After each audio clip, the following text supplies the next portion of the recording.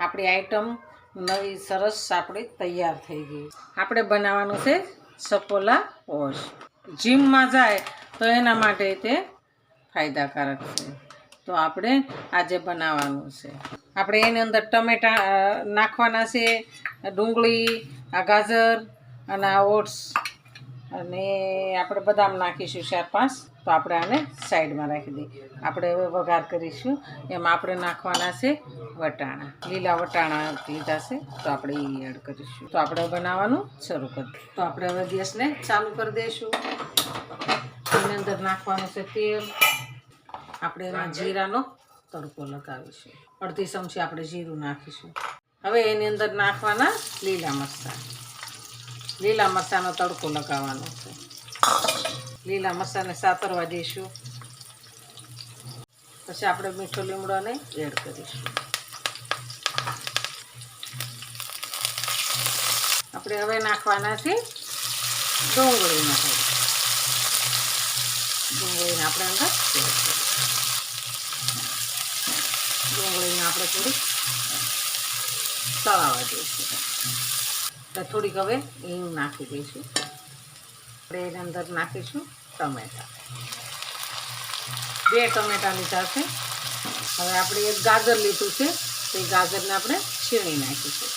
ઉપર આપણે એડ કરી દઈશું લીલા વટાણા. સ્વાદ પ્રમાણે આપણે મીઠું એડ કરવાનું. આપણે એમાં બદામ નાખીશું, હળદર નાખીશું, ધાણા જીરું નાખીશું, 1 ચમચી નાખીશું લાલ મરચું. થોડું પાણી નાખીને આપણે થોડી વાર ઢાંકી દઈશું. આપણે આને જોઈ લેવું, સડી ગયું છે, એકદમ મસ્ત સડી ગયું છે. હવે નાખીશું આપણે 2 વાટકી પાણી. આપણે હવે એને ઢાંકી દઈશું. ઉકળી જાય ને પછી જ આપણે ઓટ્સ નાખવાનું છે. વાવ, ઉકળી ગયું છે સરસ, આપણું કમ્પ્લીટ થઈ ગયું છે. તો એની અંદર આપણે આ ઓટ્સ 100 ગ્રામ છે, આપણે અંદર એડ કરી દઈશું. આપણા 10 મિનિટમાં બનીને તૈયાર થઈ જાય છે.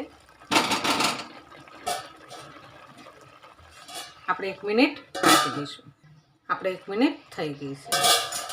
તો આપણે હવે આ મેગી મસાલો અંદર એડ કરીશું. આખું પેકેટ નાખી દઈશું. મસાલાથી સ્વાદ એનો સારો આવે, સુગંધ સારી આવવા મળી છે. વાવ, સરસ બની ગયું છે. આપણે હવે આને નીચે ઉતારી લઈશું. ગેસને કરી દઈએ બંધ.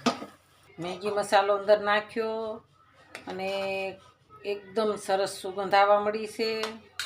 જો આ મારો વિડીયો ગમે તો લાઈક, શેર અને સબસ્ક્રાઈબ કરી દેજો.